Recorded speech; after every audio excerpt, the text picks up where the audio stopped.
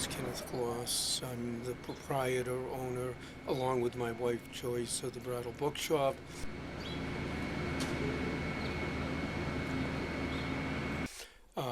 I grew up with it. It was a family business. I've been doing this all my life. My parents say my first word was book. I don't know. I'm sure they were talking about them. I mean, I enjoy reading. I like it. I read a lot of books about books and book collecting. Joyce likes to say now that I'm a little bit older, I only work half a day.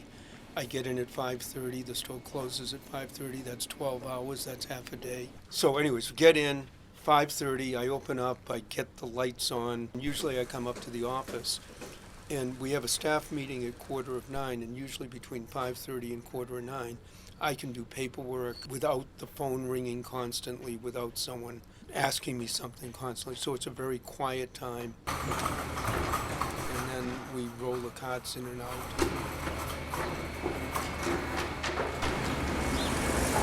9 o'clock we open. Most mornings I go out to a house or an estate. But it's fun. I mean, you never know. Someone just called up and they have books signed by George Harrison, one of the Beatles. So that's one thing. Someone else called yesterday, they have long letters of Thomas Jefferson. I'm 99% sure they're just facsimile reprints, but occasionally people do have letters of Thomas Jefferson. People call up, the first question we ask is, how many books do you have? And the first answer is a lot. And then the next question we ask is, what kind of books do you have, any particular? And they go fiction and nonfiction, which is every book ever done all time. Many stores or people are very specialized. They might be filmmakers, they might be students, they might be lawyers and so on. The Brattle Book Shop specializes in not specializing. It's very general, it's very diverse, it's almost any subject you can think of. One of the most boring things in the world is going into a used bookstore and then going back in a month and it's the same, going back in 2 months it's the same. So you have to have a constant turnover of the books. Right from when my parents got the store, there were always outside stands. So people see the books outside and they come in. And probably the empty lot is what draws a lot of attention. It serves a couple of functions. First of all, it's the greatest ad for people walking by.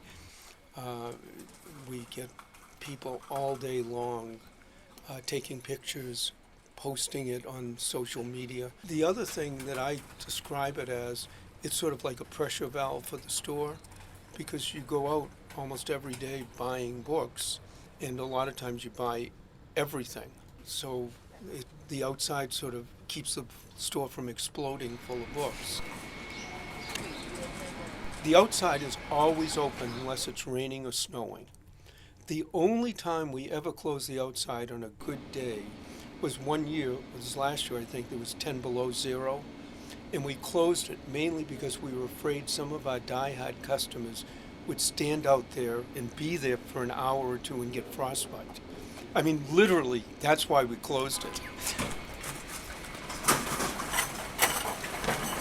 I almost look at the outside as being this monster that eats books, and you've got to keep shoveling them in to the monster to keep the whole thing going. And literally, that's how you do it.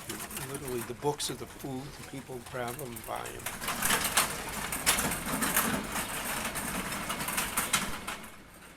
$4:35, we start, around 5, we start taking the stands in, close the store, walk home.